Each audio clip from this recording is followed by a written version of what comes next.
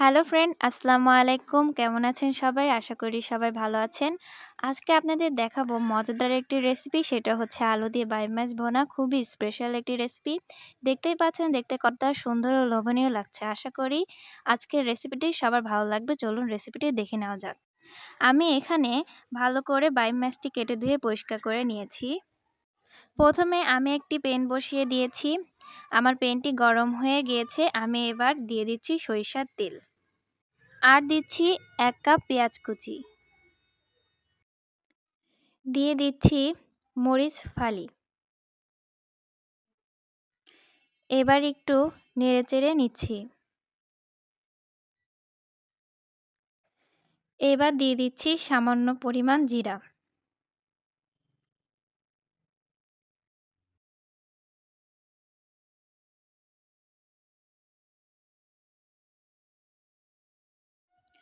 এখন দিচ্ছি ১ চামচ হলুদ গুঁড়ো। আর দিচ্ছি ১ চামচ মরিচ গুঁড়ো। দিচ্ছি হাফ চামচ ধনিয়া গুঁড়ো। আর দিচ্ছি ১ চামচ পেঁয়াজ বাটা। দিয়ে দিচ্ছি রসুন বাটা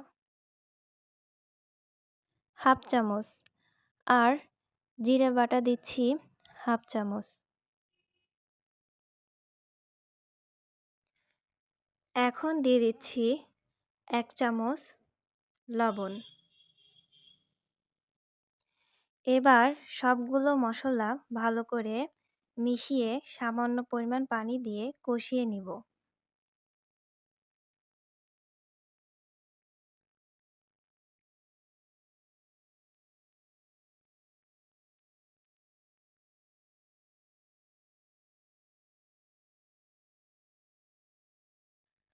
এখন কেটে রাখা আলুগুলো দিয়ে দিব।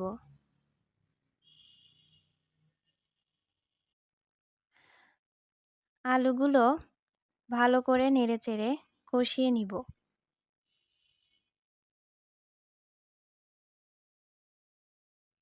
আমার কষানো প্রায় শেষ। এবার মাছগুলো দিয়ে দিচ্ছি। বাইম মাছগুলি এভাবে কষিয়ে রান্না করলে খেতে অনেক মজাদার হয়।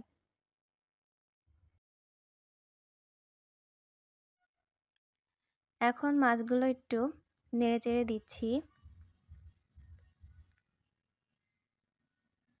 এবার সামান্য পরিমাণ পানি দিয়ে দিচ্ছি, যেন নিচে পুড়ে না যায়।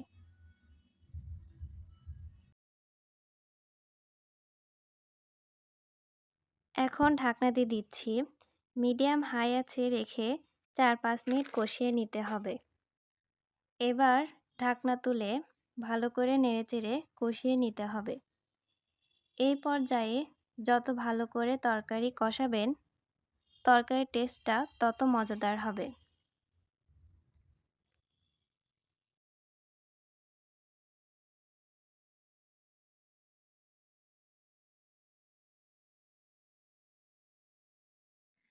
কষানো শেষে এখন ১ কাপ পানি দিয়ে দিব।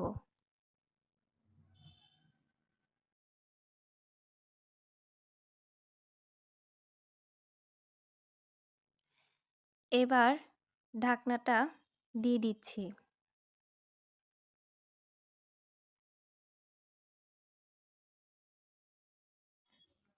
এখন ঢাকনাটা তুলে একটু নেড়েচেড়ে ভাজা জিরে মশলাগুলো দিয়ে দিব।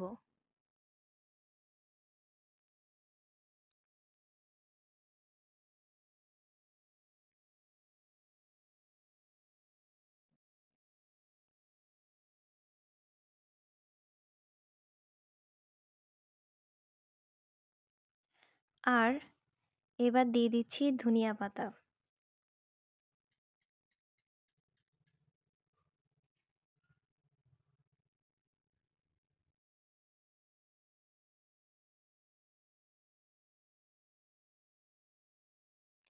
এবার একটি প্লেটে পরিবেশন করে দেখাবো।